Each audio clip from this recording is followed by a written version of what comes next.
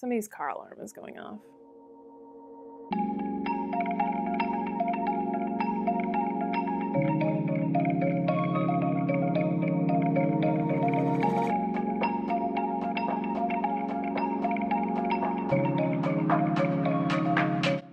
Well, it's the week of Christmas, and I thought it would be kind of fun if the last two videos I did for this year were kind of on theme, and that this week would be how I got started making soap, making candles, how I started this business, and then next week can be sort of a year in review for this past year, and then also just what I'm hoping / planning for 2022.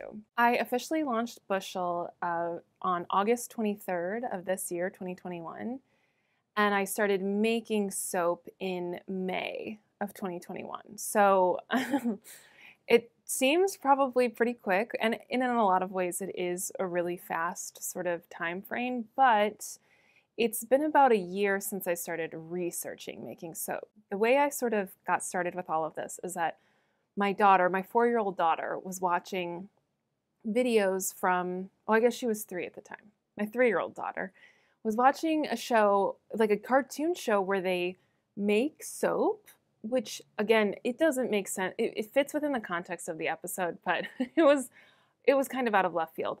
So then after that, she would ask me randomly to watch soap videos, which I don't know if she was asking for that episode of the show or what, but I just went on YouTube and searched soap making videos. And after like dipping into a couple of them, I found Katie Carson from Royalty Soaps, which if you make soap, you definitely know that name. Hers were so perfect she's just got like such a like friendly and fun energy. So especially for a 3-year-old watching with me, I felt like she was much more engaged in Katie's personality than some of the more like dry tutorials that I found. And so and at this point, when we started watching, I mean, Royalty Soaps has been making videos for, I think, like 8 years, maybe. They've been in business for 10 years, but they've been making videos for a really long time. So there were a ton of videos that we could watch. So like every single day we were watching Katie Carson make soap.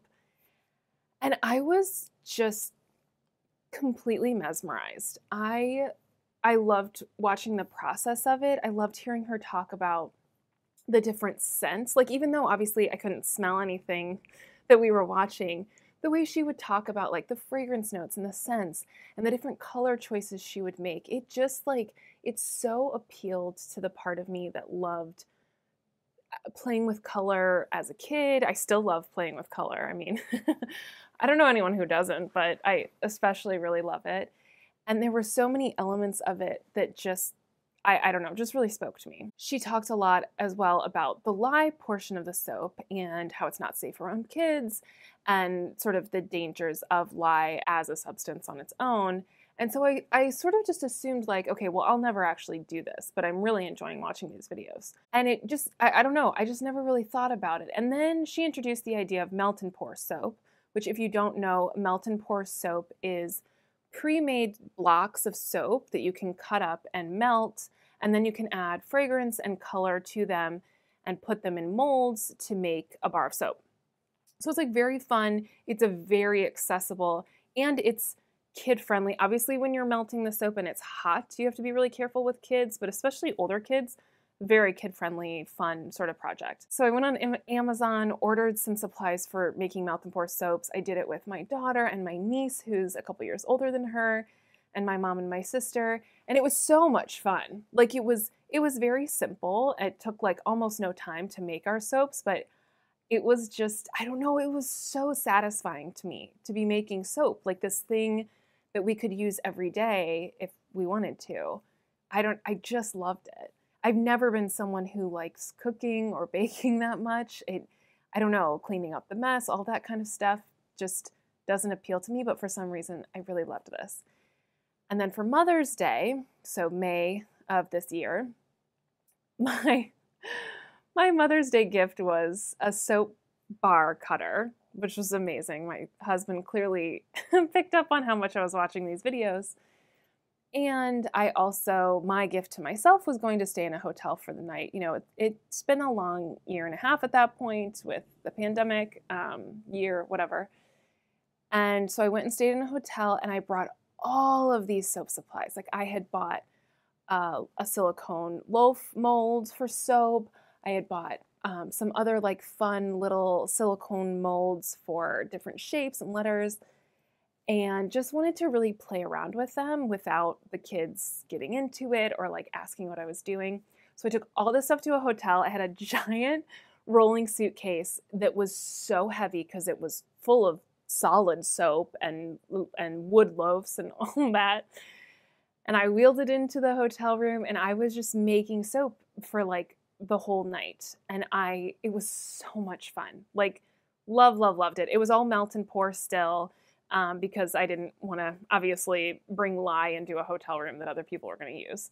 But it still was really fun playing with the colors, playing with the fragrances. I loved it. That was early May. And so I basically realized like, okay, I kind of love this and I think maybe I could sell this, but I want to try cold processed soap.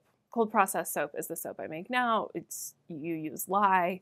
The reason it's called cold processed soap is because you don't add heat to the soap batter after you've made it. It does heat up on its own because of just the chemical reaction, but hot process is a whole other thing where you heat it after the fact. So I wanted to make cold processed soap, so I bought some lye. I went to the hardware store and they gave me a look because I bought like 3 small containers of lye, which makes you look a little bit like, I don't know, a serial killer. I don't know.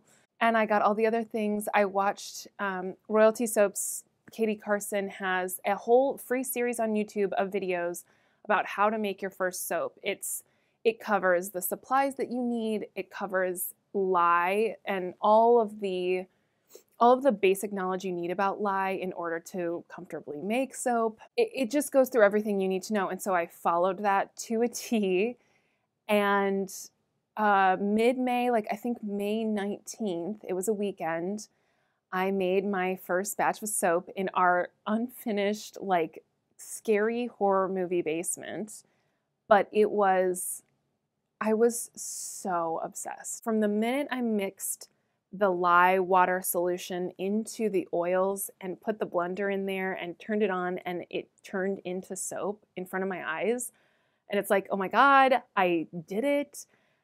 It was so satisfying, and pouring it into the mold and then the next day coming back and cutting it. My daughter was with me when I cut the soap and she was excited because she knew what this meant. Like she'd been watching the videos too. So like she knew how the cutter works and like, and what was happening. And I feel like she was excited. I was so excited. It smelled good and it was just so satisfying. And I was like, okay, I'm off the cliff. Like I am committing to this because I'm obsessed. I haven't felt this way creatively in so long. There was just this sort of perfect mix for me of, it was challenging enough that I felt interested in learning more, but it wasn't so challenging that I felt defeated or frustrated. It was a satisfying end product. Like I loved the idea of having soap to give to people or to sell to people because it is such a crucial everyday item. Again, at this point, we're in a pandemic. The main advice is washing your hands. Like it's never been more crucial. And I liked the idea of coming up with designs for different color combinations. What would a soap of a specific fragrance look like? I was just very fascinated and hooked. So once I knew that I wanted to make this a business, I realized like, okay, I need enough inventory to launch a website. And because of the way soap cures, like I wanted a decent amount of stuff built up before I launched. I sort of picked a launch date. I knew it would be like mid-August. And then I started figuring out like, what is my line? And that was a little bit trickier. There's definitely soap that I made that's like, this is not gonna work out. This doesn't look right.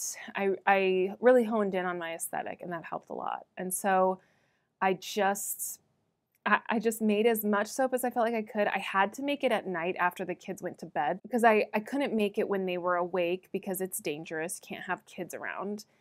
And so this is how obvious it was that this was different than other things I'd tried. I am not a night person, especially after having kids. Like, I am more than happy to be in bed by 8:30. Maybe not asleep, but I'd love to be in bed by 8:30.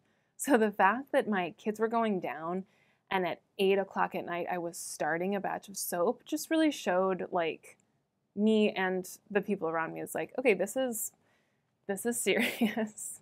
This is the sort of thing I'm willing to make some sacrifices for in order to see if it's worth it. Finally, I did everything I needed to do: photograph the product, come up with product listings, design a website, figure out my pricing, all of that kind of stuff. And I launched in August, and it went super well. And it's been going well ever since, which I know is not the case for everyone. I'll talk in another video about why I think this specifically went well, or maybe easier for me than for other people, because there are things at play that I think help a lot with that. It's not all luck. I don't want to diminish my hard work, but there are some things that are lucky for me.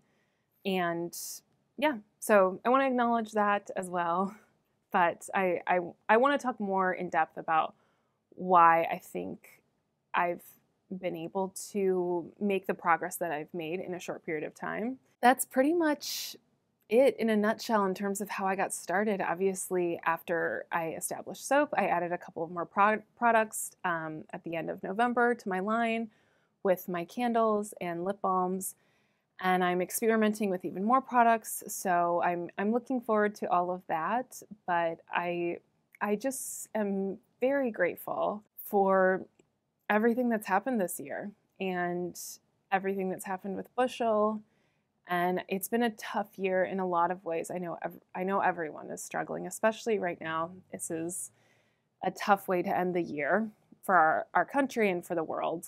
But I also want to practice enough gratitude for things that I'm very excited about and very happy with and proud of myself for, even though that feels weird to say and uncomfortable for me. But I'm grateful I did this. My words of wisdom, I guess, would just be to watch as much YouTube as you possibly can. Sounds really biased now because I'm making videos, but even if I weren't making videos, that would always be part of my advice. Anything I need to learn now, YouTube is my first stop. Let me know something you're proud of yourself for this year, because I love seeing other people celebrate themselves, and I would love to cheer you on as well. So leave a comment below, and thank you so much for watching.